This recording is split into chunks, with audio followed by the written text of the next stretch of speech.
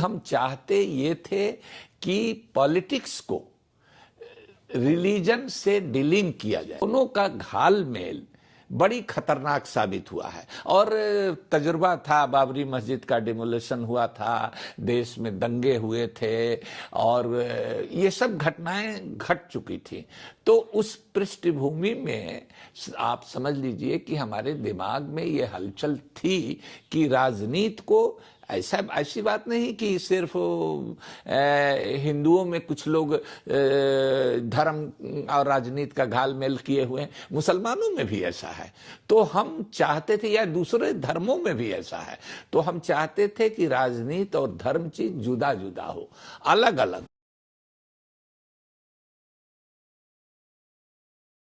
नमस्कार। पसमानदा इन दिनों प्रधानमंत्री नरेंद्र मोदी का और संघ प्रमुख मोहन भागवत का भी पसंदीदा शब्द बनता जा रहा है। ऐसा क्या हो गया है कि 9 साल तक इस शब्द से कन्नी काटते रहे पीएम सत्ता का 10वां साल शुरू होते ही पसमानदा के पैरोकार बनने लगे। इसके बारे में बिहार के एक मजदूर के घर पैदा हुए, मजदूरी करते हुए पढ़ाई व आंदोलन किए, फिर पत्रकारिता से जीवन चलाते हुए पसमानदा को आकार देने गढ़ने वाले 12 साल तक राज्यसभा सांसद रहे अली अनवर अंसारी से बेहतर कौन बता सकता है। चलिए उनसे ही इस बारे में जानते हैं। अली अनवर जी, पसमानदा क्या है, इसका इतिहास क्या है, यह क्यों शुरू किया गया? शुक्रिया कृष्णमोहन जी। देखिए 1998 में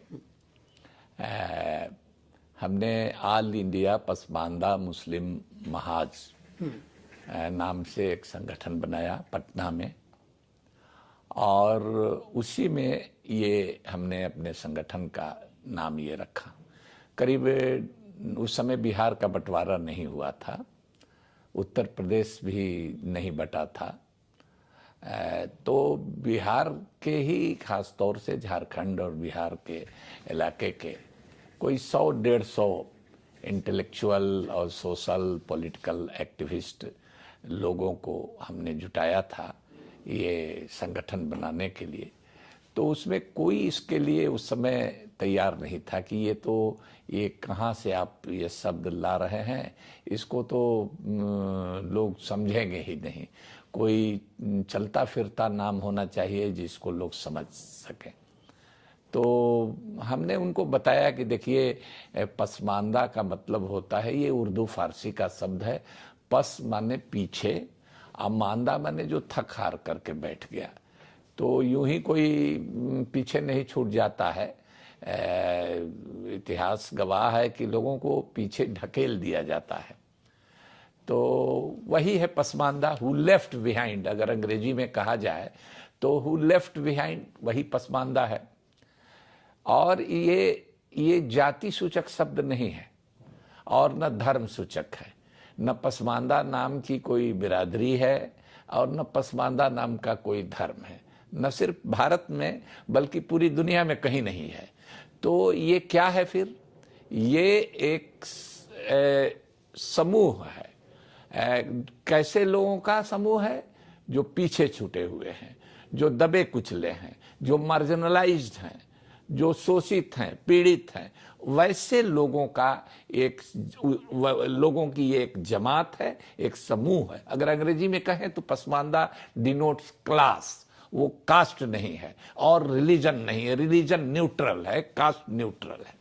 तो ये हमने इसलिए ये शब्द दिया कि हम चाहते ये थे कि पॉलिटिक्स को रिलीजन से डीलिंग किया जाए। पॉलिटिक्स अलग चीज है, सियासत अलग चीज है और राजनीति अलग चीज है। दोनों का घालमेल बड़ी खतरनाक साबित हुआ है। और तजुर्बा था, बाबरी मस्जिद का डिमोलिशन हुआ था, देश में दंगे हुए थे और ये सब घटनाएं घट चुकी थी। तो उस पृष्ठभूमि में आप समझ लीजिए कि हमारे दिमाग में ये हलचल थी कि राजनीति को ऐसी बात नहीं कि सिर्फ हिंदुओं में कुछ लोग धर्म और राजनीति का घालमेल किए हुए हैं, मुसलमानों में भी ऐसा है। तो हम चाहते थे, या दूसरे धर्मों में भी ऐसा है, तो हम चाहते थे कि राजनीति और धर्म चीज जुदा जुदा हो, अलग अलग हो, दोनों सेपरेट किया जाए। तो इसीलिए किया। दूसरा हमारा ये शब्द देने का मकसद ये था कि एक सभी धर्मों के जो दबे कुचले पिछड़े दलित ये लोग जो हैं, पीछे छूटे हुए लोग हैं, मार्जिनलाइज्ड लोग हैं, उनके बीच एक ऐसा हो कि एक पुल बनाया जाए, एक ब्रिज बनाया जाए। तो पसमानदा, जब हम पसमानदा कहते हैं तो इसका मतलब मुसलमान नहीं है। हम उर्दू में जरूर बोल रहे हैं, फारसी में जरूर बोल रहे हैं। फारसी उर्दू का अल्फाज, दोनों का घालमेल बड़ी खतरनाक साबित हुआ है। और तजुर्बा था, बाबरी मस्जिद का डिमोलिशन हुआ था, देश में दंगे हुए थे, और ये सब घटनाएं घट चुकी थी। तो उस पृष्ठभूमि में आप समझ लीजिए कि हमारे दिमाग में ये हलचल थी कि राजनीति को ऐसी बात नहीं कि सिर्फ हिंदुओं में कुछ लोग धर्म और राजनीति का घालमेल किए हुए हैं, मुसलमानों में भी ऐसा है। तो हम चाहते थे, या दूसरे धर्मों में भी ऐसा है, तो हम चाहते थे कि राजनीति और धर्म चीज जुदा जुदा हो, अलग अलग जरूर है ये। लेकिन पसमानदा, हिंदू भी पसमानदा होगा, सिख भी होगा, ईसाई भी होगा, बुद्धिस्ट भी होगा, किसी भी धर्म का आदमी, न सिर्फ भारत में बल्कि दुनिया में, अगर हम अपनी जुबान में बात करेंगे तो उसको पसमानदा कहेंगे। तो एक धर्म से अलग चीज, तो एक सेकुलर, माने एक तरह से कहिए पंथ निरपेक्ष शब्द है ये। तो हमने चलाया, लेकिन लोगों को बात उस समय समझ में नहीं आ रही थी कि कठिन शब्द है। तो हमको याद है कि आपको बताएं कि मोहन जी, कि हमने कहा था कि अगर हमारे अल्फाज नहीं चलेंगे, हमारे नारे नहीं चलेंगे, हमारी पहचान कैसे अलग होगी, और दूसरी चीज की हमारी सियासत कैसे खड़ी होगी। पहचान की बात हम क्यों कर रहे थे कि अकलियत में, मुसलमान में भी अकलियत में हमारी पहचान, हम फेटा गए थे, खिल्त मिल्त जिसको उर्दू में कहते थे, हम फेटा गए थे। तो हम अपनी पहचान की, हम दबे कुचले पिछड़े, हम शोषित दलित पीड़ित मार्जिनलाइज्ड लोग हैं, इसकी हम पहचान कराएं देश को कि ये तबका है जो ये पीछे, जिसको ढकेल करके कर दिया गया है। तो इस मकसद से ये शब्द लाना चाहते थे। तो लोगों ने, चूंकि मीटिंग ही हमने बुलाई थी पटना के एमएलए क्लब में, अब तो वो एमएलए क्लब टूट भी गया, तो दरी पर बैठ करके 100-150 लोग, रांची से लेकर के, चंपारण से लेकर के, और कैमूर से लेकर के, तो ये थे, बिहार ही के लोग थे उस समय। तो पहले तो हमने बिहार नाम से ये बनाया, पसमानदा मुस्लिम महाज बिहार, लेकिन ये बाद में चल करके एक सम्मेलन करके ऑल इंडिया इसको रूप दिया गया। तो यही है पसमानदा, और पसमानदा शब्द का लफ्जी मायने, वर्ड मीनिंग यही है। और ये धर्म निरपेक्ष है, जाति निरपेक्ष है, ये एक समूह सूचक, ये एक क्लास है, एक वर्ग है।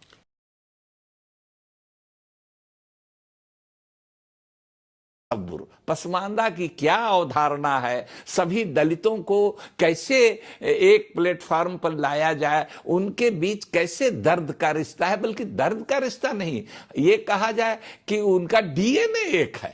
तो ये पसमानदा के ही हिस्सा है, जो पसमानदा तरीन है, उनके लिए हमने दलित शब्द चुना। अब जैसे कहिए जी कि कौन है पसमानदा में दलित, मुस्लिम में भी भंगी हैं, मैला ढोने का काम करते हैं, स्कैवेंजर हैं, सर पर मैला ढोते हैं। गटर में जो लोग मरते हैं, गुड़गांव में मरे, या गाजियाबाद में मरे, या बंबई में मरे, या कलकत्ता में मरे, इन गटर में जो जहरीली गैस से मरते हैं, सफाई आए दिन अखबार में ऐसे हजारों लोग मरे हैं। उसमें हिंदू का हलालखोर होता है तो मुस्लिम का हलालखोर भी है। लेकिन आप दलित मुसलमान शब्द का उपयोग कर रहे हैं, मुसलमान में दलित होता है क्या? जी देखिए, पसमानदा के अंदर ही एक पसमानदा तरीन शब्द है, उर्दू का वो भी शब्द है, पसमानदा तरीन। तो ये पसमानदा तरीन है ये दलित। जैसे शूद्राज थे ना, तो अति शूद्रा। पहले देखिए दलित शूद्र में ही आते थे, अति शूद्र में आते थे दलित भी। दलित शब्द बहुत नया नहीं है। इवन आप देखिएगा कि बाबा साहब अम्बेडकर ने भी दलित शब्द का इस्तेमाल नहीं किया है। उन्होंने तो शेड्यूल कास्ट, शेड्यूल ट्राइब, इस तरह के शब्दों को दिया। भारत के संविधान में यही शब्द है इनकी पहचान के लिए, वो भी वर्ग सूचक है। तो हमारे लोगों को हमने ये कहा कि दलित, जैसे बैकवर्ड हम करते या और दूसरी करते तो वो बात नहीं बनती। अंग्रेजी का भी शब्द हो जाता। जिस तबके में हम काम कर रहे हैं तो उसकी जुबान में हमको बात करने से ज्यादा हम लोगों तक पहुंचा सकते हैं इस बात को। आज देखिए दुनिया भर में हमारा पसमानदा शब्द किस तरह से खिला है। तो ये 98 से लेकर के अभी तक का लगातार ये संगठन के तौर पर या लिटरेचर उसका तैयार कराने के तौर पर इसमें काम किया गया है।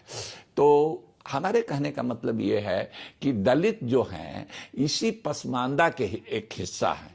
वो उनको अति पिछड़े की सूची में रखा गया है। सरकारी तौर पर अभी उनको दलित की मान्यता नहीं है, लेकिन दलित के लिए भी कोई उर्दू फारसी का शब्द हम चुन रहे थे, लेकिन हमको नहीं मिला ऐसा कोई शब्द, हम नहीं मिला, अब नहीं चला सके, तो हमने उसी को ऑप्ट कर लिया। कोई चीज बढ़िया हुई या होता है, एक भाषा के ऐसे हजारों के लाखों शब्द मिलेंगे। उर्दू को हिंदी में है, हिंदी के उर्दू में है, कई फारसी से आए हैं, कई संस्कृत के शब्द आए हैं, कई दूसरी देश की भाषाओं बोलियों से लिए जाते हैं शब्द।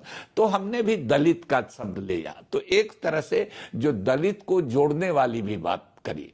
हमारी अभी एक किताब ही पूरी आ रही है, संपूर्ण दलित आंदोलन उसका नाम है, और पसमानदा तसव्वुर, पसमानदा की क्या अवधारणा है, सभी दलितों को कैसे एक प्लेटफॉर्म पर लाया जाए, उनके बीच कैसे दर्द का रिश्ता है, बल्कि दर्द का रिश्ता नहीं, ये कहा जाए कि उनका डीएनए एक है।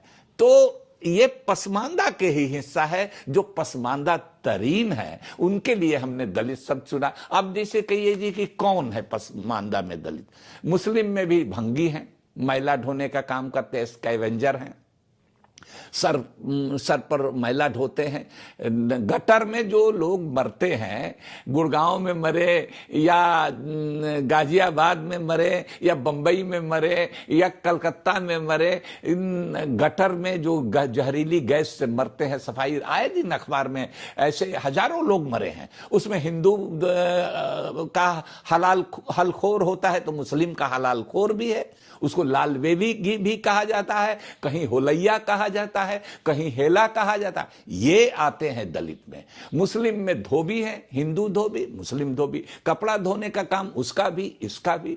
उसी तरह से नट है, हिंदू भी नट है, मुस्लिम भी नट है, दोनों में शादी ब्याह भी होता है, तो वो दलित मुसलमान है। उसी तरह से बक्खू है, पवरिया है, गधेड़ी है।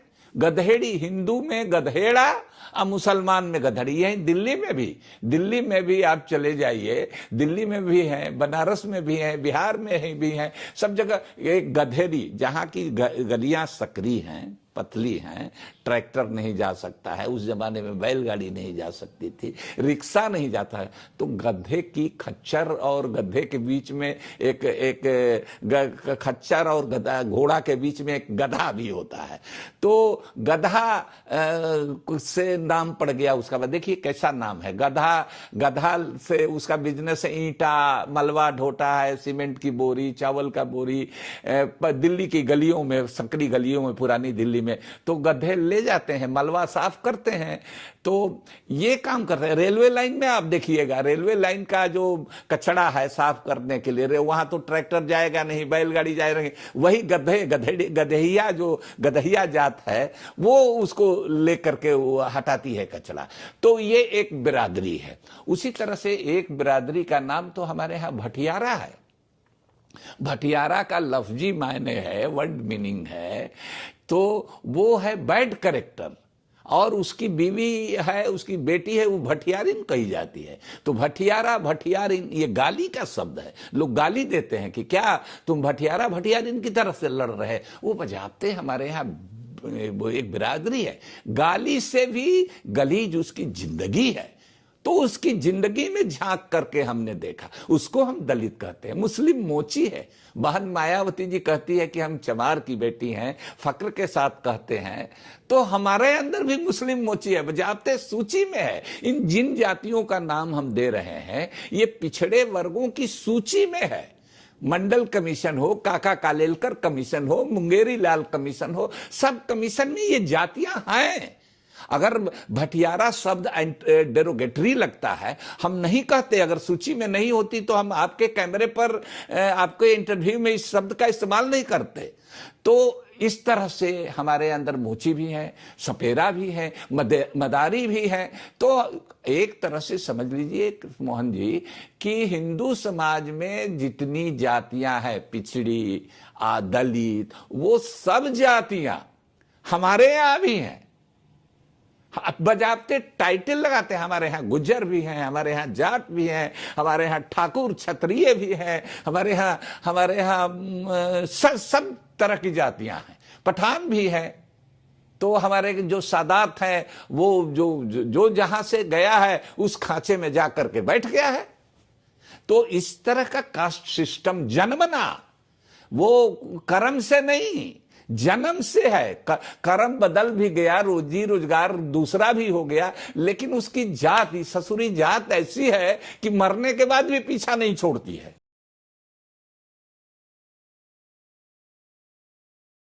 हर समाज के अंदर में ये ऐसी चीज है, जात पात, छुआछूत, ऊंच नीच के आधार पर भेदभाव, गरीबी अमीरी के नाम पर भेदभाव, रंग के नाम पर, वर्ण क्या है? रंग, कलर। गोरा है तो काले से अपने को सुपीरियर समझता है। तो इसके सफाई के लिए समाज सुधार आंदोलन चलना चाहिए। ये काम हमारे उलमाए दीन का था। हमारे जो मौलाना लोग हैं, जो धार्मिक गुरु हैं हमारे, उनको ये चलाना था। उन्होंने नहीं चलाया। तब जा करके हमने इस मुहिम को शुरू किया। ये पसमानदा जो है और मसावात है, ये दो मसावात से ही पसमानदा निकला है कि भाई पसमानदा में हम एक एसर्ट करने के लिए एक शब्द दिया कि कैसे है पसमानदा भाई, जबकि हम पिछड़े हुए हैं, तो बराबरी लाओ। तो इसकी लड़ाई के लिए ये मसावात है। आपकी पुस्तक है मसावात की जंग, उसमें क्या है? देखिए, मसावात ये अरेबिक शब्द है। इस्लाम जो है मजहब, जो है धर्म है, अगर वो इस्लाम मजहब की रीढ़ की हड्डी का नाम मसावात है। अगर मसावात को निकाल दीजिए तो इस्लाम अलग कोई चीज नहीं बच पाती है। तो मसावात माने बराबरी। मसावात की जंग का अगर हम तर्जुमा करेंगे अंग्रेजी में, तो बैटल फॉर इक्वलिटी होगा, मसावात के लिए बल। तो जो मसावात हमारे मजहब में है, हमारे कुरान में है, हमारे नबी पैगंबर, आखिरी पैगंबर की जिंदगी में है, उनकी हदीसों में, उनकी हिदायतों में है, उनके जीवन में है, वो हमारे समाज में नहीं है। तो उसको स्थापित करने के लिए फिर से हम इसकी लड़ाई लड़ रहे हैं कि भाई यहां तो कोई बड़ा छोटा वसूलन सिद्धांत रूप में इस्लाम में तो कोई बड़ा छोटा नहीं है, जैसे हिंदू धर्म में एक वर्ण व्यवस्था है। लेकिन यहां तो इस्लाम के फलसफा में, इस्लाम के मैथोलॉजी में ये चीजें नहीं है। लेकिन उसका फलसफा, उसकी मैथोलॉजी, वो धर्म अलग है, लेकिन समाज अलग है। समाज में ये तमाम गैर बराबरी है, तमाम छुआछूत है, और ये कोई अननेचुरल नहीं है। ये इंसानी फितरत है, इंसान की ये कमजोरी है। हर समाज में, हर मुल्क में किसी न किसी रूप में, परिवार में इवन हो जाता है, इस तरह की ऊंच नीच की बात हो जाती है, समाज में है। तो इसकी सफाई करनी होती है। इस्लाम मुआसरा, उसमें इस्लाम के अंदर कहा गया है इस्लाम मुआसरा करो, माने समाज सुधार करो। जैसे घर में शीशे का भी घर हो या किसी तरह का घर हो, बंद भी हो, तो उसमें कचरा आ जाता है, गर्दा आ जाता है, झोल लग जाता है। साल दर साल उसको पेंटिंग, डेंटिंग, झाड़ू पोछा तो रोज करना पड़ता है। तो हर समाज के अंदर में ये ऐसी चीज है, जात पात, छुआछूत, ऊंच नीच के आधार पर भेदभाव, गरीबी अमीरी के नाम पर भेदभाव, रंग के नाम पर, ये वर्ण क्या है? रंग, कलर। गोरा है तो काले से अपने को सुपीरियर समझता है। तो इसके सफाई के लिए समाज सुधार आंदोलन चलना चाहिए। ये काम हमारे उलमाए दीन का था।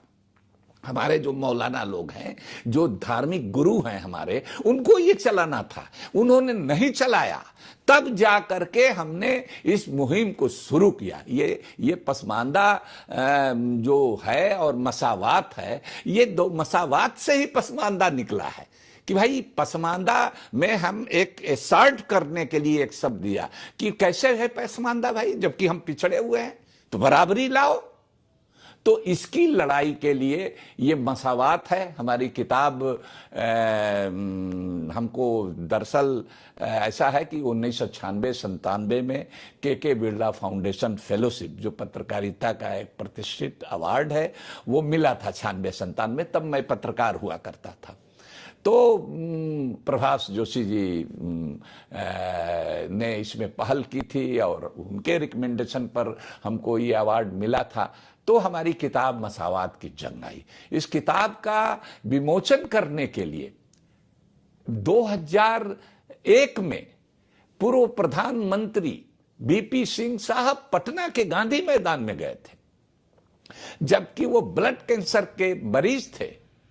एक दिन प्रोग्राम देख करके उस दिन ब्लड प्रेशर उनका फ्लक्चुएट कर रहा, तो उस दिन नहीं आए, उसके अगले दिन उनको हम लोगों ने बुलवाया। अब पटना के गांधी मैदान में 2001 में ये मसावात की जंग का हुआ। उसकी अंग्रेजी वर्जन भी फिर सेकेंड एडिशन उसका आ रहा है। तो ये किताब रिसर्च करने वालों के लिए, चाहे वो कोलंबिया यूनिवर्सिटी हो, चाहे ऑक्सफोर्ड यूनिवर्सिटी हो, चाहे बर्लिन यूनिवर्सिटी हो, जामिया हो, जेएनयू हो, डीयू हो, दिल्ली स्कूल ऑफ इकोनॉमिक्स है, कई सारे यूनिवर्सिटीज ने हमको बुलाया भी और हम इस पर काम हो रहा है, पसमानदा पर, मसावात पर, इस पर काम। उसमें एक तरह से समझिए कि प्राइमरी बुक का काम ये करती है मसावात की जंग। हमें इस बात का करम है ऊपर वाले का, या आप सब लोगों की दुआएं हैं कि ये किताब हमारी दुनिया भर में मशहूर हो गई और इसको लोग पढ़ते हैं, लगातार पढ़ रहे हैं। इसके कई जुबान में इसका तर्जुमा है। अभी पता चला सिंधी में इसका पाकिस्तान के अंदर सिंधी में इसका तर्जुमा हो रहा है। तो ये है मसावात की जंग। और मसावात की जंग, लोग कहते हैं कि किताब से कोई इनकलाब नहीं होता है। सही बात है कि किताब से नहीं होता है, लेकिन इनकलाब के लिए किताब जमीन जरूर तैयार करती है। इस मसावात की जंग ने जो जमीन तैयार की, उसी से निकला पसमानदा। और पसमानदा आंदोलन आज की चर्चा आज देश के पूरी दुनिया में हो रही है।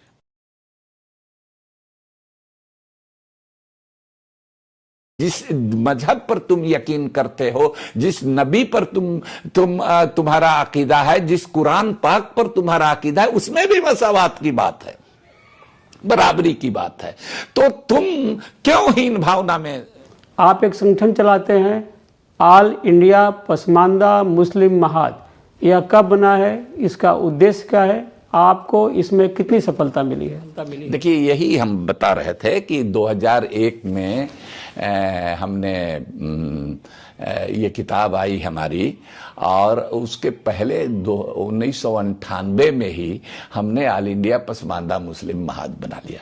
जब हम करते क्या थे कि पत्रकार थे, फेलोशिप मिला, तो थीसिस जमा करके, कोई पीएचडी तो हमको लेना नहीं था, डॉक्टरेट की डिग्री का तो कोई ये नहीं था, तो हमने थीसिस जमा करने से पहले अखबार नवीस की तरह से, एक जर्नलिस्ट की तरह से हम जो भी किताब में लिखते जाते, एक जर्नलिस्ट है, दिन भर घूमता है फिरता है, फिर शाम को कुछ लिख देता है, तो एक लेख के रूप में, एक आर्टिकल के रूप में लिखते जाते थे। चूंकि अखबार में थे, नया विषय था, तो अखबारों की उत्सुकता हुई, अखबार में लेख छपने शुरू हुए, हमारे सैकड़ों लेख विभिन्न अखबारों में। ये किताब आने से पहले इस किताब को लेकर के, उसके मैटर को लेकर के छपने लगी और उस पर पाठकों की बड़े पैमाने पर प्रतिक्रिया आने लगी, जिससे हमको काफी फीडबैक मिला।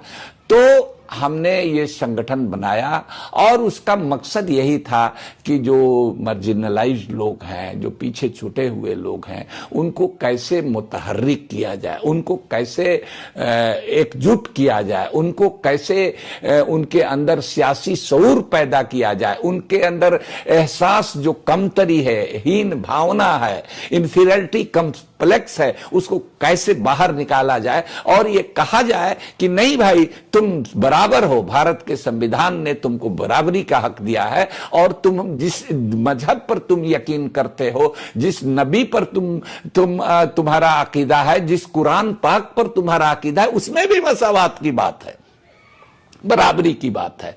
तो तुम क्यों हीन भावना में हमारा कोई मकसद किसी से दंगा फसाद करना, किसी को गाली गलौज करना नहीं था। हमारा मकसद था कि जिन लोगों को पीछे ढकेल दिया गया है, उनको हम अगली सतह में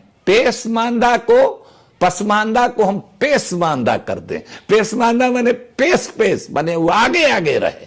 इस मकसद से हमने, और उस मकसद में आप समझ लीजिए एक शब्द 96-97 और फिर 2001 फिर हमने 98, ये सब तवारीखें हैं जिससे ये शब्द निकला है। और निकला तो आज समझिए कि दुनिया भर में आज तो प्रधानमंत्री जी इसका जाप कर रहे हैं।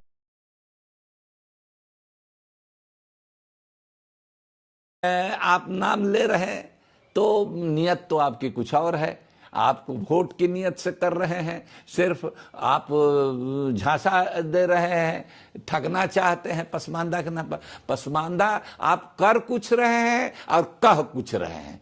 इससे पहले भी उनका ट्रैक रिकॉर्ड यही है, सबका साथ, सबका विकास, सबका विश्वास की बात करते हैं, लेकिन समाज को टुकड़े टुकड़े में एक दूसरे को लड़ाने में, हिंदुओं में भी, जातियों में आपस में लड़ाने में, अब मुसलमानों में लगे हैं, उसका इस्तेमाल वो चाहते हैं। हम तो समाज सुधार का आंदोलन चला रहे हैं, अब वो कोशिश कर रहे हैं कि मुसलमानों का ये बड़ा हिस्सा, जान लीजिए पसमानदा मुसलमान 100 में 80 है, कम से कम 100 में 80 है, तो वो चाहते हैं कि 80 में हम कुछ सेंध लगा दें ताकि हमारी बात दूसरी जगह, उनकी पॉपुलैरिटी नीचे आ रही है, उनको, उन लोगों का भ्रम टूट रहा है, हिंदू भाइयों में, दूसरे लोगों में, पिछड़ों में, आदिवासियों में, दलितों में, अगड़ी जातियों में भी धीरे धीरे अब टूटेगा ही, आज नहीं तो कल टूटेगा। तो टूटने का सिलसिला तो शुरू हो गया, भ्रम टूटने का सिलसिला शुरू हो गया। तो अब ये नई जगह, नया पैठ बनाना चाहते हैं, तो पसमानदा इतना बेवकूफ है। अब तो पीएम मोदी भी पसमानदा कहने लगे हैं, इस पर आपका क्या कहना है? देखिए, हमने उनको एक लंबा चिट्ठी लिखा है, खत लिखा, और उसमें पहला ओपनिंग लाइन यह है कि आपके मुंह से पसमानदा शब्द सुनकर हमको सुखद आश्चर्य हुआ, अच्छा भी लगा लेकिन हैरत भी हुई। हैरत इस बात की कि भाई आप नाम ले रहे हैं और नियत आपकी कुछ और है, और आप नाम ले रहे हैं तो नियत तो आपकी कुछ और है, आप वोट की नियत से कर रहे हैं, सिर्फ आप झांसा दे रहे हैं, ठगना चाहते हैं पसमानदा के नाम पर। पसमानदा आप कर कुछ रहे हैं और कह कुछ रहे हैं।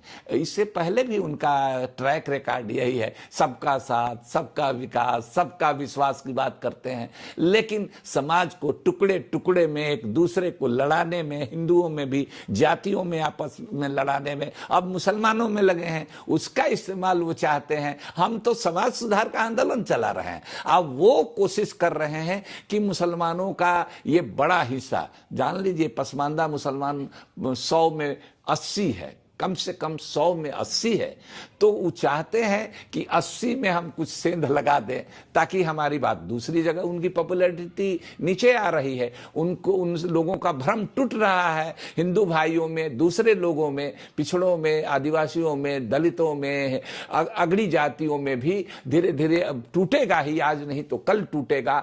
तो टूटने का सिलसिला तो शुरू हो गया, भ्रम टूटने का सिलसिला शुरू हो गया। तो अब ये नई जगह नया पैठ बनाना चाहते हैं। तो पसमानदा इतना बेवकूफ है। पसमानदा का मतलब सेकुलर होता है, पसमानदा का मतलब होता है धर्म की राजनीति से अलग उठ करके। हिंदू, मुस्लिम, ईसाई, सिख सब एक है, ये तो सबको बांट करके रखना चाहते हैं। तो इनका कहीं पर निगाहें कहीं पर निशाने वाली बात है।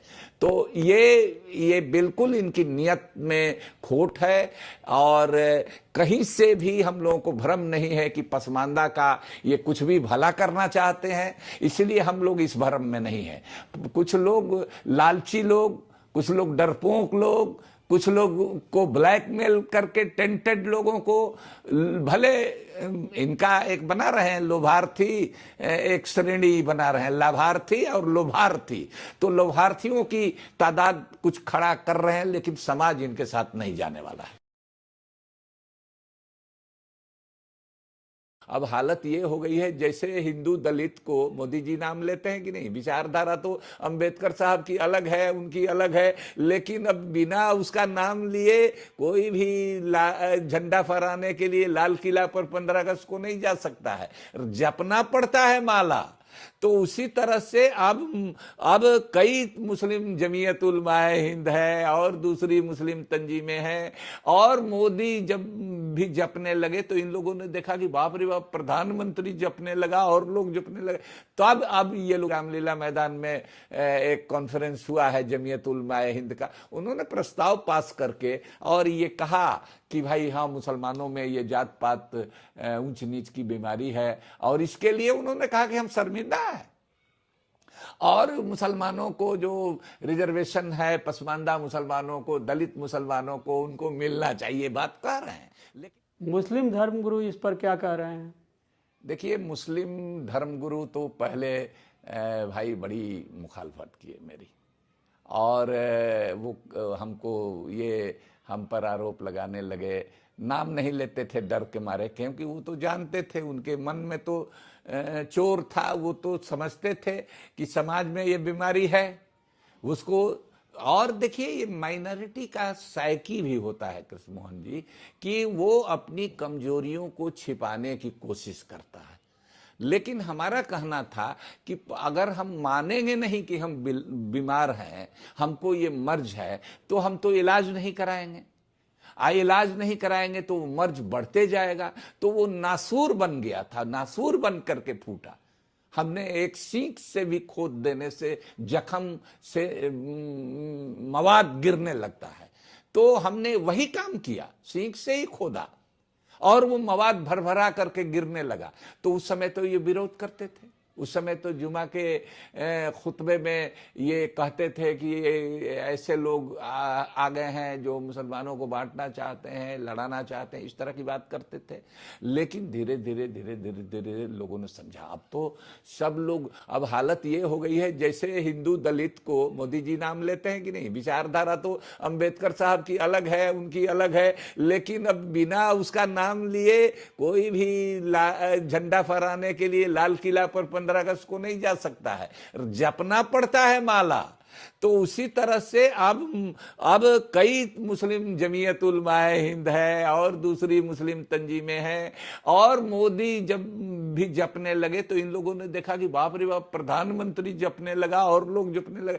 तो अब ये लोग रामलीला मैदान में एक कॉन्फ्रेंस हुआ है जमीयत उलमाए हिंद का, उन्होंने प्रस्ताव पास करके और ये कहा कि भाई हाँ, मुसलमानों में ये जात पात ऊंच नीच की बीमारी है, और इसके लिए उन्होंने कहा कि हम शर्मिंदा है, और मुसलमानों को जो रिजर्वेशन है, पसमानदा मुसलमानों को, दलित मुसलमानों को, उनको मिलना चाहिए, बात कह रहे हैं। लेकिन एक बात गलत भी वो कह रहे हैं कि मोदी जी के बारे में कह रहे हैं कि देर आए दुरुस्त आए, माने ठीक, देर से ही शुरू किया उन्होंने, दुरुस्त ठीक किया।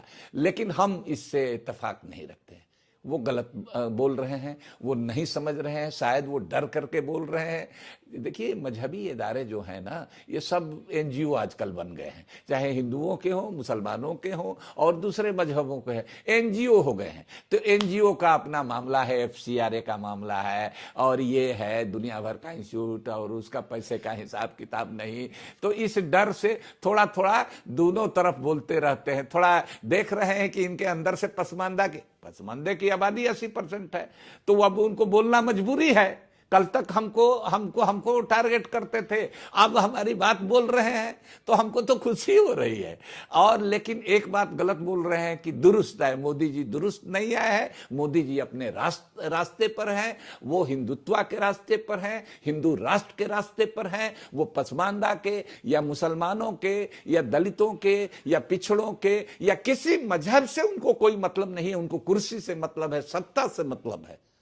तो उसके लिए वो जातियों में, हिंदुओं में भी ये काम करते रहते हैं, मुसलमानों में भी करते रहते हैं, ये सिखों में करते रहते हैं, सब काम करते हैं। किसानों का आपने देखा आंदोलन हुआ, सिखों को देशद्रोही, खालिस्तानी क्या क्या कहा, और फिर माफी भी मांग लिया, और फिर वापस भी कर दिया बिल, और फिर उसी काम में लगे भी हुए हैं किसानों का मने ये करने में। तो ये तो उनकी फितरत है, ये करेंगे। लेकिन ये बड़े मौलाना लोग, ये लोग अगर कह रहे हैं कि दुरुस्त आए, तो उनका दिमाग दुरुस्त नहीं है। वो मोदी जी दुरुस्त नहीं दे रहा है, दुरुस्त नहीं आए हैं। इनका दिमाग, जो मौलाना कह रहे हैं कि दुरुस्त है, इनका दिमाग दुरुस्त नहीं है अभी।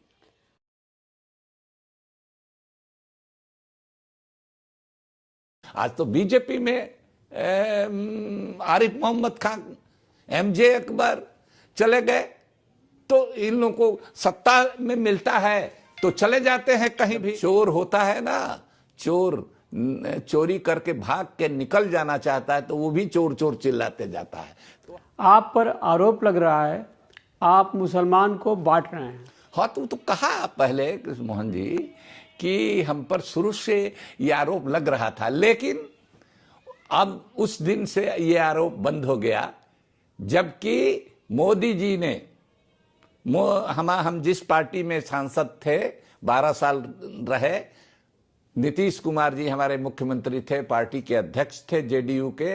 रातों रात जब उन्होंने एनडीए से, बीजेपी लेड एनडीए, बीजेपी के नेतृत्व में चलने वाले, मोदी के नेतृत्व में चलने वाले एनडीए में जा करके मिल गए, रातों रात मिल गए, तो हमने बगावत का झंडा उठा लिया और हमने उनकी मुखालफत की, और उसी मुखालफत के चलते हमको पार्लियामेंट से बाहर होना पड़ा। तो वो एक टेस्ट था, एक इम्तहान था हमारे वसूल का, हमारे ईमान का। तो उसको लोगों ने देखा। जो लोग कल तक कहते थे, दबी जुबान से ही भले सही, बिना नाम लिए ही सही कहते थे कि भाई कुछ लोग कर रहे हैं, तो उन लोगों ने देखा कि हर तरह के लोग, आज तो बीजेपी में आरिफ मोहम्मद खान, एमजे अकबर चले गए, तो इन लोगों को सत्ता में मिलता है तो चले जाते हैं कहीं भी। जो लोग ये कहते थे, लेकिन उन लोगों ने कि देखा कि एक ये वाहिद आदमी है पूरे मुल्क के अंदर में, अली अनवर जिसका नाम है, जिसने एक क्षण भी नहीं अपने वसूल से समझौता किया। तो हम तो कम्युनलिज्म के खिलाफ हैं, भाजपा के खिलाफ हैं। हम तो बांटने वाली बात नहीं करते, हम तो जोड़ने वाली बात करते हैं। अगर बीमारी खत्म हो जाए, ये क्या है, जात पात ऊंच नीच का, ये तो बीमारी है। ये जिस्मानी बीमारी नहीं, दिमागी बीमारी है। दिमाग में ये फतूर होता है आदमी कि हम दूसरे से बड़े हैं। तो बड़े कैसे हैं? तो ये बीमारी का हम इलाज कर रहे हैं। हम तो हेमोपैथ की दवा दे रहे हैं, कोई ऑपरेशन नहीं कर रहे हैं, कोई ऐसा दवा नहीं कर रहे हैं जो ये, लेकिन धीरे धीरे असर करने वाली मीठी दवा हम दे रहे हैं। तो मीठी दवा अब असर करने लगी है भाई साहब। तो अब जब चोर होता है ना, चोर चोरी करके भाग के निकल जाना चाहता है, तो वो भी चोर चोर चिल्लाते जाता है। तो हम अपने लोगों को बता रहे हैं कि जो लोग तुमको लूटे हैं और अभी पकड़ में आने वाले हैं, अगर भाग रहे हैं तो उनको पहचानो, उनको मारो मत, कम से कम पकड़ करके पुलिस के हवाले करो उनको।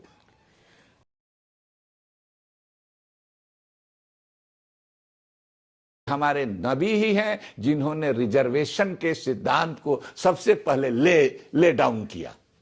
हम ले डाउन किया, कैसे किया? उन्होंने कहा कि जो हमारे कबीले के लोग हैं, वो सादात कबीले के थे, उन पर फितरा और जकात जायज नहीं है। उन्होंने ये नहीं कहा कि जो गरीब सैयद हैं वो लेंगे फितरा जकात और जो अमीर हैं वो नहीं लेंगे, ये नहीं कहा। तो अभी जो पूरी दुनिया में जो आरक्षण का सिद्धांत है, जाति के आधार पर आरक्षण मिलता है, इस सिद्धांत को ले डाउन किया हमारे नबी ने, अपने कबीला को छांट करके किया। ये बड़ी बात हम कह रहे हैं, इस पर बहुत इस पर हो सकता है कि कंट्रोवर्सी हो, लेकिन हम जानबूझ कर कह रहे हैं और ये समझ के कर रहे हैं कि हमको फक्र हासिल। लोग कहते हैं कि इन्होंने आरक्षण सबसे पहले सिद्धांत दिया, इन्होंने दिया, लेकिन हम कहते हैं कि हमारे नबी ने सबसे पहले दिया। और उसी इस्लाम में कुछ लोग कहते हैं कि आज हम देखे एक मौलाना को बोलते हुए देखे कि पसमानदा क्या है, पसमानदा 21 चिड़िया, मुसलमान में कोई पसमानदा नहीं होता है, अल्लाह एक, कुरान एक, नबी एक, मुसलमान एक। अरे ये कहने की बात है, ये वसूल की बात है, लेकिन प्रैक्टिस में जातियां हैं, जातियों के अधिकार पर भेदभाव होता है, छुआछूत होती है। आप सच्चर कमेटी और रंगनाथ मिश्र कमेटी की रिपोर्ट का भी बीच बीच में जिक्र करते रहते हैं और कहते हैं कि इसमें तमाम चीज़ ऐसी हैं जो हमारी मांग को सपोर्ट करती हैं। कैसे सपोर्ट करती है? देखिए, बहुत अच्छा सवाल आपने पूछा। हमें इस बात की खुशी है, इस बात की कि 1998 में हमने ऑल इंडिया पसमानदा मुस्लिम महाज बनाया और उसके बाद यूपीए सरकार बनी। उसके बाद ही यूपीए सरकार बनी, मनमोहन सिंह प्रधानमंत्री बने, यूपीए 1 से पहले हम लोगों ने इस मूवमेंट को, पसमानदा मूवमेंट को सब बिहार में चूंकि शुरू किया, बिहार में इतना तेज किया कि बिहार विधानसभा को प्रस्ताव पास करके भेजना पड़ा सेंटर को कि मुसलमानों में भी पसमानदा हैं, मुसलमानों में भी दलित हैं, उनको अलग से रिजर्वेशन मिलना चाहिए। ये प्रस्ताव पास करके दलित मुसलमानों के लिए दलित भेजा, लालू जी की सरकार थी, उन्होंने भेजा। हम लोगों ने उत्तर प्रदेश विधानसभा का 2-2 बार घेराव किया, वहां अपनी सरगर्मी तेज की। मुलायम सिंह की सरकार ने वहां प्रस्ताव पास करके केंद्र सरकार को भेजा कि मुसलमानों में, ईसाइयों में भी दलित हैं, उनको भी शेड्यूल कास्ट का दर्जा मिलना चाहिए, वो भेजा। यही नहीं, इस आंदोलन का इतना बड़ा असर हुआ, भले सांगठनिक तौर पर हमारा बहुत बड़ा प्रचार प्रसार, होर्डिंग और कोई कार्यालय और कोई पॉलिटिकल पार्टी नहीं है, लेकिन सोशल मूवमेंट जो होता है बहुत मजबूत होता है, लंबे समय तक उसका असर होता है। हमने जोड़ तोड़ की राजनीति नहीं, समाज को जगाने की और गरीबों की ताकत में, वंचितों की ताकत में बड़ी बड़ी ताकत होती है। 1000 हाथी की ताकत होती है उसमें, कई 100 हॉर्स पावर की ताकत होती है उसमें। उस आह की जो आवाज होती है, गरीब की आवाज होती है, दिल से निकली हुई जो आवाज होती है, जमीनी सच्चाई जो होती है, तो उस सच्चाई का असर ये हुआ कि यूपीए 1 की सरकार ने, मनमोहन सरकार ने ये बनाया, सच्चर कमेटी बनाई, prime minister high power committee. वो क्या है? एक मुस्लिम समाज का ओवरऑल विहंगम दृष्टि जाए, फ्लाइंग व्यू लिया कि क्या है, एक एक्सरे लिया, क्या क्या बीमारी है, उसके इलाज सुझाया, वो आई रिपोर्ट। उसके बाद हम लोगों ने स्पेसिफिक जो उसमें मांग किया कि दलित मुसलमान, उस पर स्पेसिफिक इस टर्म्स ऑफ रेफरेंस के साथ रंगनाथ मिश्रा कमीशन बना। चीफ जस्टिस ऑफ इंडिया थे रंगनाथ मिश्रा, रिटायर। उनकी सदारत में, उनकी अध्यक्षता में एक कमीशन बना, उस कमीशन की रिपोर्ट आई। तो प्रिस्क्रिप्शन जो है, हम लोग जो काम करते हैं उसका इलाज इसमें भी है, सच्चर कमेटी में है। पहली दफा आपको हैरत होगी, किसी गवर्नमेंट के डॉक्यूमेंट में रंगनाथ मंडल कमीशन में ये बात नहीं आई थी, काका कालेलकर कमीशन में बात नहीं आई थी, मुंगेरी लाल कमीशन में बात नहीं आई थी। पहला कमीशन है, छच्चर साहब भी कोई मामूली आदमी नहीं थे, chief justice of Delhi high court रह चुके थे। उनकी किताब में ये 3 शब्द आया है पहली दफा। उसके बाद रंगनाथ तीसरा कमीशन, अशराफ, अजलाफ, अरजाल। देखिए ये 3 शब्द हैं, ये अरेबिक शब्द हैं। अशराफ माने नोबेल, संभ्रांत, अजलाफ माने बीच वाला, अरजाल माने सबसे नीचे वाला। अरजाल का तो इतना गड़बड़ अर्थ है, अरजाल माने नीच, कमीना, निकृष्ट। ये अरबी का शब्द है। तो जो लोग ये कहते हैं कि मुस्लिम समाज के अंदर में ये बीमारी बाहर से आई है, अरब से आई है, फारस से आई है, ईरान इराक से आई है, उसको मैं नहीं मानता। उसको मैं कहता हूं कि यह हाफ ट्रूथ है, आधा सच है। असल बात यह है कि यह बीमारी हर समाज में होती है। अरब के समाज में भी थी, अगर नहीं थी उस समाज में तो ये तीनों शब्द अरेबिक शब्द हैं, अरेबिक लोगत के डिक्शनरी के, उनके मैथोलॉजी के शब्द हैं ये। तो हमारे यहां उनके समाज में ये शब्द कहां से आए? जब इस तरह के लोग नहीं थे तो वहां भी दर्जेबंदी थी, वहां भी कोई दलित था, कोई मध्य बीच वाला था, सबसे कोई ऊपर था, कोई बीच वाला था, कोई नीचे था। वहां भी, वहां के समाज में भी था। और हमने तो एक किताब को कोट किया है, उसमें एक हिदाया किताब है हमारे पटना के खुदाबख्श लाइब्रेरी में वो किताब हमने से रेफरेंस लिया। उसका क्या है कि वो किताब तब की है और मक्का मदीना की छपी हुई वो किताब है। वो किताब तब है जबकि भारत में कोई अरबी भारत की सरजमीन पर पैर नहीं रखा था। आप जानते हैं केरल से आना शुरू हुआ, हमको साल पहली मस्जिद केरल में बनी। हाँ, तो पहली मस्जिद बनी केरल में। तो उससे पहले कि ये किताब है, उनका ये शब्द है, ये उर्दू का शब्द नहीं है अशरफ, अजलफ, अरजल। ये अरेबिक शब्द है, फारसी का भी नहीं है। फारसी का भी शब्द होता तो फारसी जुबान अरब की जुबान नहीं है, वो हम हिंदुस्तानी जुबान में है।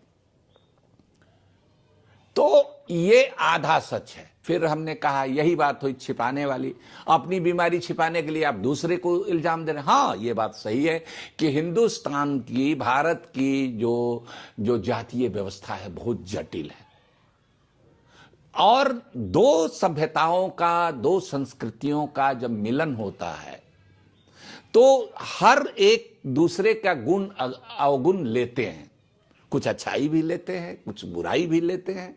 हिंदू समाज ने भी हमारे समाज की कुछ अच्छाई लिया होगा, कुछ बुराई लिया होगा, हमने हिंदू समाज की कुछ अच्छाइयों बुराइयों को लिया। फिर बात यह है कि जो यहाँ के जो मुसलमान हैं, कोई अरब और फारस, ईरान, इराक से तो आए नहीं है, आए होंगे 1-8% आए होंगे, वो तो यहीं के कन्वर्टेड लोग हैं। हमने कहा ना कि हिंदू समाज की जो जातीय व्यवस्था है, जिस तरह से अपर कास्ट की जातियां हैं, जिस तरह से पिछड़े वर्गों की जातियां हैं, जिस तरह से दलितों की जातियां हैं, उसी तरह से ठीक बहुत जगह तो हूबहू नामकरण हमारे यहां भी कोई भी ऐसी हिंदुओं में जाति नहीं है जो मुसलमानों में नहीं हो। तो ये जाति व्यवस्था का छुआछूत, आप किसी को कहिएगा कि फलनवा के हमारे पड़ोस में रहता है, उसके घर से हमारे यहाँ टीवी आ गया, अगर बात सही है तो उसको बुरा लगेगा। तो हमने अपने समाज को सिखाया कि ये बात मत देखो, अपने गिराबा में भी झांको। ये कोई अननेचुरल नहीं है भाई, बीमारी तो हवा से चलती है, कहीं से कहीं आ सकती है। तो ये बीमारी आई है, हवा में उड़ के आई है, मिट्टी से होके नहीं आई है, तुमको इंटरैक्शन से भी आई है, लेकिन बाद में, उसके पहले भी उस समाज में। और दूसरी चीज, इस्लाम चूंकि नया मजहब था, शुरू में तो ठीक ठाक था, लेकिन धीरे धीरे धीरे धीरे धीरे धीरे ठीक ठाक था, मतलब वहां के समाज में था, उसी अनुपात में आया। लेकिन अनुपात रेशियो बढ़ने लगा, यहाँ की व्यवस्था जो जटिल है वो भी मुस्लिम का कास्ट सिस्टम यहाँ आ गया। मतलब एक लाइन का है कि इस्लाम में तो जन्मना जाति नहीं है, यहां भी जाति हो, मरने के बाद भी जाति पीछा नहीं छोड़ती है। उस आधार पर, जाति के आधार पर भेदभाव होता है, जिस तरह से हिंदू समाज में दलितों के साथ, पिछड़ों के साथ भेदभाव होता है, उस समाज में भी ऊंची जात के लोगों में कुछ इंसाफ पसंद, तरक्की पसंद लोग हैं जो ये भेदभाव नहीं करते हैं। हमारे प्रॉफिट, हमारे नबी, आखिरी पैगंबर मोहम्मद साहब, वो सबसे उम्दा कबीले, कुरैश कबीला अरब का सबसे बड़ा कबीला, सबसे इज्जतदार कबीला था, सबसे नामवर कबीला था। लेकिन उन्होंने इसकी मुखालफत करी, जिंदगी भर लड़ाई लड़े। उनका जो आखिरी खुतबा है प्रोफेट मोहम्मद का, उसको हज्जतुल विदा का खुतबा कहते हैं। उसमें क्या हमारे नबी फरमाते हैं उस खुतबा में, खुतबा माने स्पीच, उसके बाद आखिरी खुतबा का मतलब उसके बाद वो पर्दा कर गए, उसके बाद दुनिया से पर्दा कर गए, नहीं रहे। तो वो स्पीच क्या कहता है, न गोरे को काले पर, न काले को गोरे पर, न अरबी को अजमी पर कोई फौकियत, कोई बरतरी हासिल नहीं है, कोई सुपरमेसी हासिल नहीं है। गोरा काला होने के अनुसार कोई भेदभाव नहीं होना चाहिए, अरबी गैर अरबी होने के अनुसार कोई भेदभाव नहीं होना चाहिए, अमीर उमरा है, कोई गरीब है, इसके आधार पर कोई भेदभाव। बड़ा कौन है? बड़ा वह है जो तकवा वाला है। तकवा का मतलब जो ईमान वाला है, तकवा का मतलब जो खुदा से डरने वाला है, तकवा का मतलब जो इंसाफ पसंद है, तकवा का मतलब कि जो गरीबों को भी सम्मान देता है बराबरी का, वो बड़ा है। तो ये हमारे नबी, उन्होंने अपनी फूफी जात बहन की शादी कराई, एक हबसी से शादी कराई, हजरत बिलाल से शादी करी, उनको मक्का की मस्जिद में, मदीना की वहां उनको अजान देने के लिए उनको ये किया। उस समय उसको लेकर के बहुत लोग नाराज भी हुए, लेकिन उसकी परवाह उन्होंने नहीं की। तो हमारे कहने का मतलब ये कि उन्होंने, बल्कि एक नई बात और बड़ी बात हम आपसे कहना चाहते हैं कि हमारे नबी ही हैं जिन्होंने रिजर्वेशन के सिद्धांत को सबसे पहले ले डाउन किया। हम ले डाउन किया, कैसे किया? उन्होंने कहा कि जो हमारे कबीले के लोग हैं, वो सादात कबीले के थे, उन पर फितरा और जकात जायज नहीं है। उन्होंने ये नहीं कहा कि जो गरीब सैयद हैं वो लेंगे फितरा जकात और जो अमीर हैं वो नहीं लेंगे, ये नहीं कहा। तो अभी जो पूरी दुनिया में जो आरक्षण का सिद्धांत है, जाति के आधार पर आरक्षण मिलता है, इस सिद्धांत को ले डाउन किया हमारे नबी ने, अपने कबीला को छांट करके किया। ये बड़ी बात हम कह रहे हैं, इस पर बहुत इस पर हो सकता है कि कंट्रोवर्सी हो, लेकिन हम जानबूझ करके कह रहे हैं और ये समझ के कर रहे हैं कि हमको फक्र हासिल। लोग कहते हैं कि इन्होंने आरक्षण सबसे पहले सिद्धांत दिया, इन्होंने दिया, लेकिन हम कहते हैं कि हमारे नबी ने सबसे पहले दिया। और उसी इस्लाम में कुछ लोग कहते हैं कि आज हम देखे एक मौलाना को बोलते हुए देखे कि पसमानदा क्या है, पसमानदा 21 चुनिया, मुसलमान में कोई पसमानदा नहीं होता है, अल्लाह एक, कुरान एक, नबी एक, मुसलमान एक। अरे ये कहने की बात है, ये वसूल की बात है, लेकिन प्रैक्टिस में जातियां हैं, जातियों के अधिकार का भेदभाव होता है, छुआछूत होती है।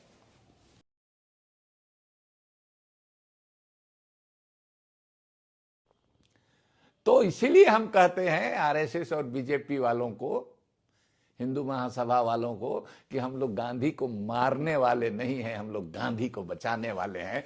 मारने वाले से बचाने वाला ज्यादा ताकतवर होता है, इसलिए कि वो रक्षा करता है, खुदा की दी हुई नेमत है। और ऐसा नेक बंदा कई सदियों तक इस मुल्क में नहीं आया गांधी जैसा, उसको नाथूराम गोडसे ने, आज उसकी मूर्तियां बन रही है साहब। तो उनके जवाब में हम ये बात कहते हैं कि तुम रोज रोज हमारा इम्तिहान लेते हो कि हम राष्ट्रभक्त हैं कि नहीं, तुम राष्ट्रद्रोही हो, तुमने राष्ट्रपिता की हत्या किया, हम तो राष्ट्रपिता की जान बचाने वाले कबीले के हैं। इसीलिए हम कहते हैं आप अक्सर कहते हैं कि पसमानदा वह मुसलमान है जो गांधी को बचाने वाला है, मारने वाला नहीं। नहीं, देखिए ऐसा है, आप जानते हैं कि महात्मा गांधी, मोहनदास करमचंद गांधी उनका पूरा नाम है। 1917 में वो गए चंपारण, और चंपारण को ही ये श्रेय जाता है बिहार को कि उनको महात्मा गांधी कहा जाने लगा।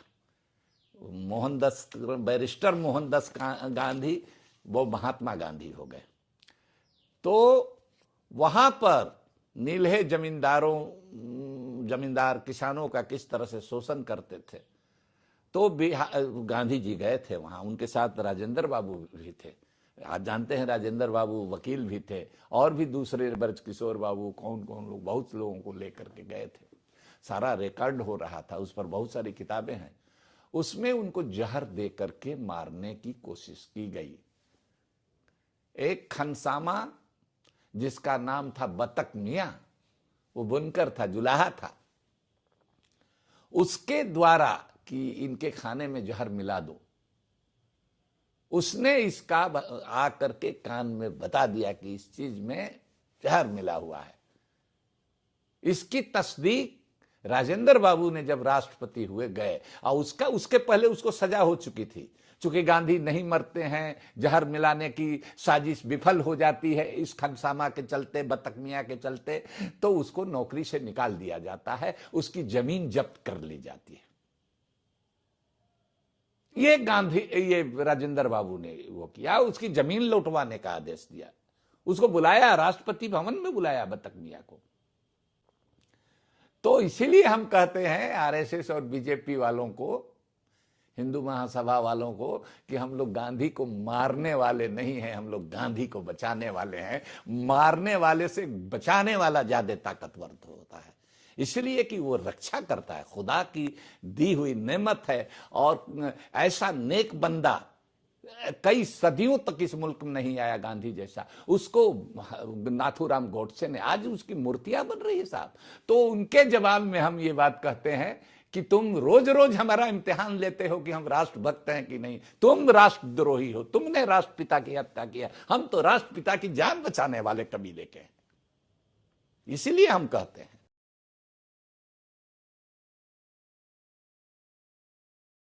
तो ये पीर मोहम्मद, आप चौथे आदमी का आपने बिस्मिल्लाह खां। बिस्मिल्लाह खां तो मुसलमानों में भी, वो पसमानदा में भी पसमानदा तरीन दलित मुसलमान, एक भंगी का बेटा, मुस्लिम भंगी का बेटा, बाप का नाम बचई मियां, भाई का नाम पचकौड़ी मियां, भतीजा रिक्शा चलाता, बहू बीड़ी बनाती, भाई भी बीड़ी बनाता। डुमरांव बक्सर, दुनिया जानती थी बनारस के हैं बिस्मिल्लाह खां। खां लगा हुआ है तो कोई राय बहादुर और खां बहादुर है, कोई अंग्रेजों से टाइटिल मिली है तो नहीं, अंग्रेजों से टाइटिल मिले वाले खां नहीं है। उनके ननिहाल में जाके बनारस में वहां खां लगाते होंगे। इन्होंने, इनके नाम में भी बचपन से गए, 10 साल 11 साल तक डुमरांव में थे, वहां गए तो एक दलित का बेटा बेताज बादशाह बन गया दुनिया का, जिसने गंगा की महिमा के बारे में जो बात लिखी है और दुनिया भर में जो बातें लिखी हैं। मसावात की जंग में एक चैप्टर उनके नाम पर हमने दिया। पीर मोहम्मद मुनीस भी चंपारण के, तो वो भी पसमानदा मुसलमान थे। पीर मोहम्मद मुनीस बतिया के थे, अब बतक मियां अंसारी मोतिहारी के थे।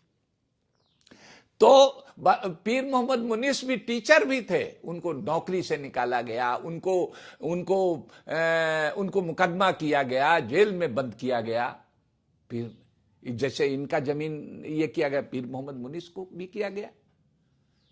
तो ये हम कहते हैं। अब आइए अब्दुल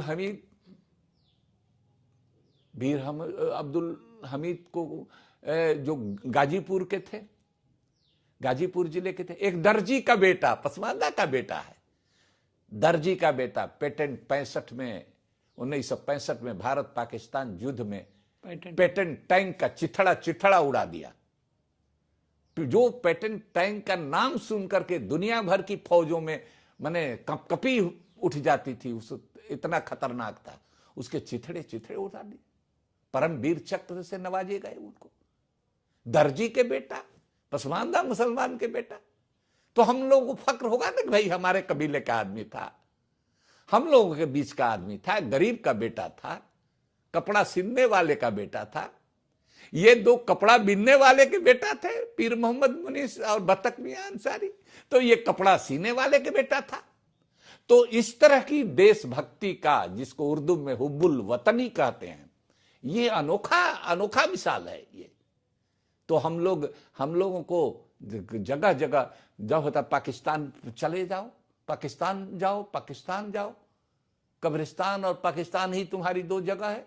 उन लोगों से कहते हैं, हम बराबर कहते हैं कि हमीद से बड़ी कोई कुर्बानी शहीद आजम हम कहते हैं। हमारे लिए वो शहीद आजम है, लड़ते हुए आदमी वो मरा, हरा करके मरा।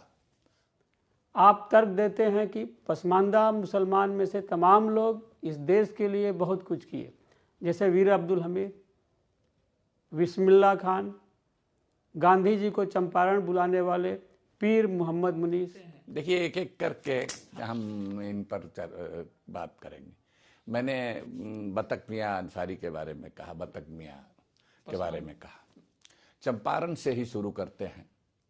चंपारण में पीर मोहम्मद मुनीस थे, एक साहित्यकार थे, समाज सेवी थे, जर्नलिस्ट थे, अभियानी पत्रकार थे।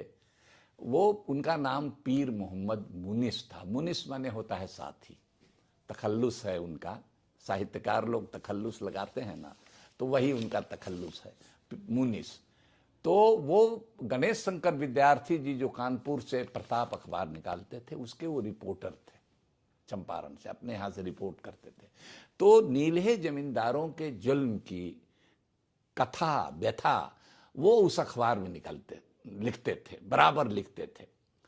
तो वो कोई गोदी मीडिया वाले आज के जमाने के पत्रकार नहीं होते थे। वो पत्रकार गरीबों के दुख दर्द लिखने वाले होते थे। अभी 14 के बाद जिस तरह से पत्रकारिता की हालत, तो वो आदमी मिसाल है, उन लोगों को देखना चाहिए। तो वो आदमी इतनी और उस समय प्रताप अखबार की हैसियत ये थी कि जितने फ्रीडम फाइटर थे, जितने देशभक्त लोग थे, सबसे बड़ा उनका माउथ पीस था उनके मूवमेंट का प्रताप अखबार। और उस प्रताप अखबार के ये रिपोर्टर थे। उस रिपोर्ट को पढ़ करके गांधी ने ये तय किया कि हमको चंपारण में जाना है। और चंपारण में गांधी को मिश्रा जी कोई थे जो वहां के नेता थे, वो कम पढ़े लिखे जरूर थे, लेकिन वो हमेशा अपने साथ पीर मोहम्मद मुनीस को साथ रखते थे। पीर मोहम्मद, उनकी भाषा जो गांधी जी को बुलाने के लिए जिस चिट्ठी की जो भाषा है, वो पीर मोहम्मद मुनीस की भाषा है। क्योंकि पीर मोहम्मद मुनीस लिखते थे बराबर, तो कोई भी देख करके उस भाषा को समझ सकता है कि पीर मोहम्मद मुनीस की भाषा है। तो उन्होंने, बल्कि गए भी गांधी जी को इनवाइट करने के, मिश्रा जी के साथ वो गए भी गांधी से मिलने, कलकत्ता में या कहीं जाकर के मिले भी उनसे, और उनको चंपारण आने की दावत भी दी। तो गांधी जब आए चंपारण, तो पीर मोहम्मद मुनीस के यहां गए, उनकी मां से मिले। बड़े बड़े लोगों के यहां नहीं गए, लेकिन पीर मोहम्मद मुनीस के यहां गए। कि पत्रकार की ये एक ताकत होती है कि वो पूरी दुनिया को बता देता है कि कहां क्या चल रहा है। तो पीर मोहम्मद मुनीस ने बाद में हिंदी साहित्य सम्मेलन के अध्यक्ष भी हुए, पीर मोहम्मद साहित्यकार थे। तो पीर मोहम्मद मुनीस भी चंपारण के, तो वो भी पसमानदा मुसलमान थे। पीर मोहम्मद मुनीस बतिया के थे, अब बतक मियां अंसारी मोतिहारी के थे। तो पीर मोहम्मद मुनीस भी टीचर भी थे, उनको नौकरी से निकाला गया, उनको मुकदमा किया गया, जेल में बंद किया गया। फिर जैसे इनका जमीन ये किया गया, पीर मोहम्मद मुनीस को भी किया गया। तो ये हम कहते हैं। अब आइए वीर अब्दुल हमीद को जो गाजीपुर के थे, गाजीपुर जिले के थे, एक दर्जी का बेटा, पसमानदा का बेटा है, दर्जी का बेटा, पेटेंट 1965 में भारत पाकिस्तान युद्ध में पेटेंट टैंक का चिथड़ा उड़ा दिया। जो पेटेंट टैंक का नाम सुन करके दुनिया भर की फौजों में माने कपी उठ जाती थी, उस इतना खतरनाक था। उसके चिथड़े उड़ा दिए। परमवीर चक्र से नवाजे गए उनको। दर्जी के बेटा, पसमानदा मुसलमान के बेटा। तो हम लोगों को फक्र होगा ना कि भाई हमारे कबीले का आदमी था, हम लोगों के बीच का आदमी था, गरीब का बेटा था, कपड़ा सिलने वाले का बेटा था। ये दो कपड़ा बिनने वाले के बेटा थे, पीर मोहम्मद मुनीस और बतक मियां अंसारी। तो ये कपड़ा सीने वाले के बेटा था। तो इस तरह की देशभक्ति का, जिसको उर्दू में हुब्बुल वतनी कहते हैं, ये अनोखा मिसाल है ये। तो हम लोगों को जगह जगह जब होता पाकिस्तान चले जाओ, पाकिस्तान जाओ, कब्रिस्तान और पाकिस्तान ही तुम्हारी दो जगह है। उन लोगों से कहते हैं, हम बराबर कहते हैं कि हमीद से बड़ी कोई कुर्बानी शहीद आजम हम कहते हैं। हमारे लिए वो शहीद आजम है, लड़ते हुए आदमी वो मरा, हरा करके मरा। तो ये पीर मोहम्मद, आप चौथे आदमी का आपने नाम बिस्मिल्लाह खां। तो मुसलमानों में भी, वो पसमानदा में भी पसमानदा तरीन दलित मुसलमान, एक भंगी का बेटा, मुस्लिम भंगी का बेटा, बाप का नाम बचई मियां, भाई का नाम पचकौड़ी मियां, भतीजा रिक्शा चलाता, बहू बीड़ी बनाती, भाई भी बीड़ी बनाता। डुमरांव बक्सर, दुनिया जानती थी बनारस के हैं बिस्मिल्लाह खां। खां लगा हुआ है तो कोई राय बहादुर और खां बहादुर है, कोई अंग्रेजों से टाइटिल मिली है तो नहीं, अंग्रेजों से टाइटिल मिले वाले खां नहीं है। उनके ननिहाल में जाके बनारस में वहां खां लगाते होंगे। इन्होंने इनके नाम में भी बचपन से गए, 10 साल 11 साल तक डुमरांव में थे, वहां गए। तो एक दलित का बेटा बेताज बादशाह बन गया दुनिया का, जिसने गंगा की महिमा के बारे में जो बात लिखी है और दुनिया भर में जो बातें लिखी हैं। मसावात की जंग में एक चैप्टर उनके नाम पर हमने दिया है। अभी हमारी जो नई किताब आ रही है संपूर्ण दलित आंदोलन, उसमें बिस्मिल्लाह खां का हमने एक चैप्टर दिया है। तो हमारे कहने का मतलब कि जो दलित होते हैं, जो पिछड़े होते हैं, ऐसा नहीं है, उनमें भी देशभक्त होते हैं, उसमें भी ईमानदार होते हैं, उसमें भी जहीन, इंटेलिजेंट, जीनियस लोग होते हैं। सिर्फ जाति के आधार पर उनको नकार देना, उनके कंट्रीब्यूशन को, ये गलत है। हम दूसरे से कोई मुकाबला नहीं कर रहे हैं, लेकिन हम बता रहे हैं कि हमारे कबीले में भी लोग हुए हैं। नमस्कार।